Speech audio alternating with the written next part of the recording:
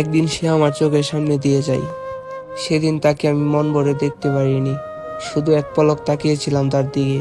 সে বুঝতেই পারেনি যে আমি তার দিকে তাকিয়েছিলাম। সেদিন তাকে প্রথম দেখাই আমার মনের মধ্যে কেমন জানি অন্যরকম একটা অনুভূতি কাজ করা শুরু করে। সেদিনের পর থেকে আমি কি করব বুঝে উঠতে পারছিলাম না। তারপরের দিন থেকে নিজের অজান্তে নিজের মনের মধ্যে কেমন জানি একটা অনুভূতি কাজ করা শুরু করে।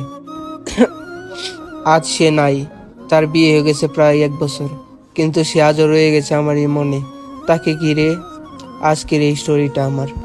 গল্পের শুরুতেই বলে নিচ্ছি যে আমি আজও তাকে ভালোবাসি এবং সারা জীবন ভালোবেসে যাব। আমার জীবনের সর্বপ্রথম ভালোবাসা বলে কথা। তো তারপরের দিন আমি তার বাড়ির ওইদিকে যাই তাকে এক নজর দেখার জন্য, কিন্তু দেখা মিলেনি। তারপর বিকালে তার কোচিং এর সময় হয়, আর আমি আগে গিয়ে তার কোচিং এর রাস্তায় একটা ব্রিজ ছিল, ওইখানে গিয়ে বসে থাকি তাকে দেখার জন্য। কিন্তু সে ওই দিনও বোঝে নাই যে আমি তাকে মন থেকে ভালোবাসি। আমি তাকে মনে মনে ভালোবেসে ফেলেছি, তাকে আমার ভালো লাগে। যাই হোক, তারপর আস্তে আস্তে অনেক দিন তাকে ফলো করি, অনেকভাবে বোঝানোর ট্রাই করি আমি তাকে ভালোবাসি। এভাবেই অনেক দিন চলে যায়, প্রায় বছরের মতো। তার কিছুদিন পর সে হয়তো বুঝতে পারে যে আমি তাকে ভালোবাসি বা পছন্দ করি।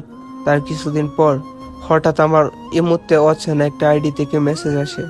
আইডির নাম হয়তো আপনাদের কাছে বলতে পারছি না, কারণ তার পার্সোনাল কোনো কিছু নিয়ে বলার পারমিশন আমার নেই। তারপর সে আমার স্টোরি দেখতো, আমিও তার স্টোরি দেখতাম।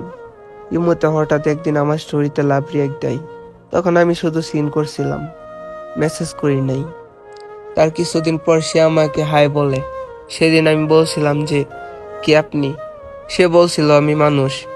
এভাবে অনেক কথা বলার পর সে আমাকে তার পরিচয় দেয়। তারপর আমি অবাক হয়ে গেলাম, যাকে আমি এতভাবে বোঝানোর চেষ্টা করছি আজ তাকে আমি চিনি না।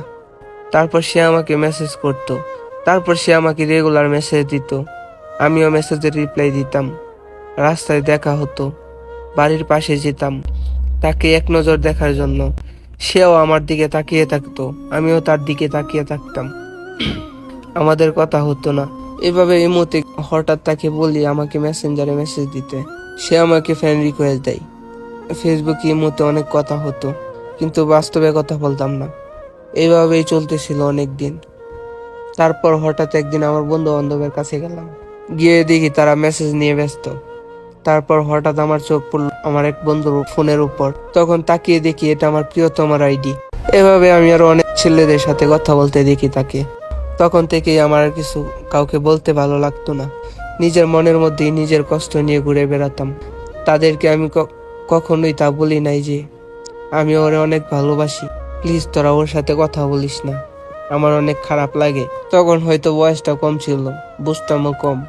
হয়তো এভাবেই আমাদের দূরত্বটা বেড়ে গেল। তারপর আমি তাকে ইগনোর করতাম, তার থেকে দূরে দূরে থাকতাম। সে আমাকে মেসেঞ্জারে বা ইমোতে কল বা মেসেজ দিলে আমি কল ধরতাম না, মেসেজ দিলেও দেখতাম না। তারপর সেও আমার সাথে কথা বলতো না। এইভাবেই অনেকদিন চলে যায়। হঠাৎ একদিন শুনি তার লাইফে নাকি আরেকটা ছেলে আসছে, সে নাকি নতুন রিলেশনে গেছে। এই খবর পাওয়ার পরে আমার অনেক খারাপ লাগে, কিন্তু নিজেকে শক্ত করে নিয়ে হাসি খুশি ছিলাম। আমি মেনে নিয়েছিলাম যে স্বাভাবিক, একজনের লাইফে একজন আসতেই পারে। তখন তাদের রিলেশনটাও ভালো চলতেছিল। তারপর থেকে আমি তাকে কখনোই ডিস্টার্ব করি নাই, তার দিকে ফিরেও তাকাই নাই। আর আজ সে অন্য কারো বউ, আর আমি হতভাগা প্রবাসী। এই হলো আমার লাইফে না পাওয়া ভালোবাসার ছোট্ট একটা গল্প বা কাহিনী। তো আপনাদের কাছে কেমন লাগছে অবশ্যই কমেন্ট করে জানাবেন। আল্লাহ হাফেজ গাইস।